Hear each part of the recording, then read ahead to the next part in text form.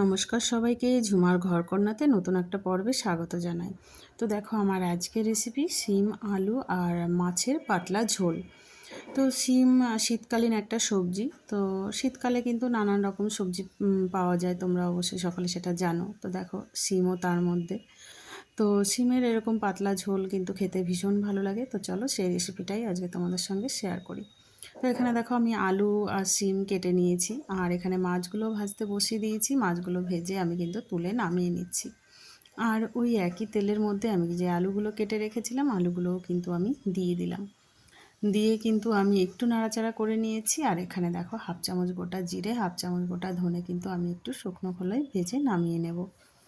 আর এই যে আমার এই আলুগুলো কিন্তু ভাজা হয়ে গেছে লাল লাল করে। আর এটার মধ্যে আমি এবার শিমগুলো কিন্তু দিয়ে দিচ্ছি। শিমগুলো দিয়ে আবার একটু নাড়াচাড়া করে নিলাম।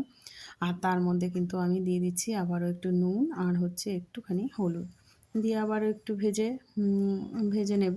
তো ভেজে এবার আমি এর মধ্যে কিন্তু আমি এবার দিয়ে দেবো গরম জল। শিমগুলোকে কিন্তু খুব বেশি ভাজা করার দরকার নেই, তাহলে কি হবে, ভাজাতেই যদি শিমটা বেশি সেদ্ধ হয়ে যায় রান্নাটা ভালো লাগবে না, সবজিগুলো বেশি গলে যাবে। তো দেখো, আমি পরিমাণ মতো জল দিয়ে দিলাম। তোমরা এখানে ঠান্ডা জল গরম জল দু রকমই ইউজ করতে পারো, তবে আমি কিন্তু গরম জলই দিই। তো দেখো, আমার ঝোলটা কিন্তু ভালো করে ফুটে গেছে। আর এখানে আমি একটু সামান্য নুন আর হলুদ দিয়ে দিয়েছি। দিয়ে আমি কিন্তু মিনিট 4-5 মতো ঢাকা দিয়ে রান্না করব।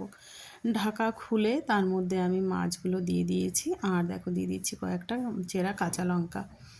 তো এবার ঝোল মাছ সব একসঙ্গে দিয়ে এবার আবারও একটু ভালো করে আমি ফুটিয়ে নেব। ফুটিয়ে কিন্তু আমি এবার নামিয়ে দেব। এবার কড়াইটাকে দেখো, আমি ধুয়ে আবার বসিয়ে দিয়েছি। কড়াই গরম করে তাতে তেল দিয়ে দিলাম।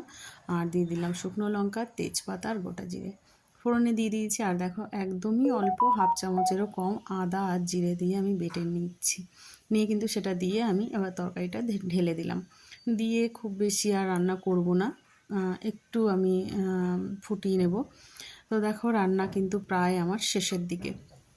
আর এই রান্নাটা জানো তো, করতে একদমই সময় লাগে না, খুব তাড়াতাড়ি কিন্তু হয়েও যায়।